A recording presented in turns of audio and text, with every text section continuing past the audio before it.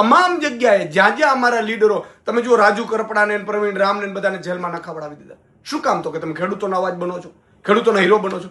અમે લોકોના માટે અવાજ ઉઠાવીએ છીએ, અને અમારે જો તોડ જ કરવા હોત ને તો આ પહેલા પણ હજારો અમારી પાસે તકો હતી. પણ અમે કર્મના સિદ્ધાંતમાં માનીએ છીએ. અમે પ્રજાનું લૂંટવા નથી માંગતા.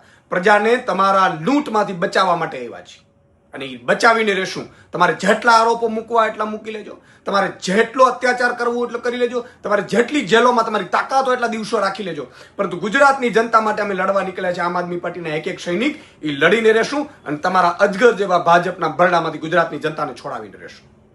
અને છેલ્લી વાત મારે ગુજરાતની જનતાને કહેવી છે, મિત્રો, આ જેટલા આરોપો મૂકે ને, તમે લોકો સ્વયંભૂ બહાર આવો. અમે થાકી ગયા છીએ, અમે હિંમત નથી હાર્યા, પણ જાત જાતના આરોપો મૂકે તો તમે સ્વયંભૂ ગુજરાતની જનતાને કહું છું, ભાજપના લોકોને કોમેન્ટોથી જવાબ આપો, ભાજપના નેતાઓને વિડીયો બનાવડાવીને જવાબ આપો. એ લોકો તો 5-25 લોકોને રૂપિયા આપીને વિડીયો બનાવડાવે છે.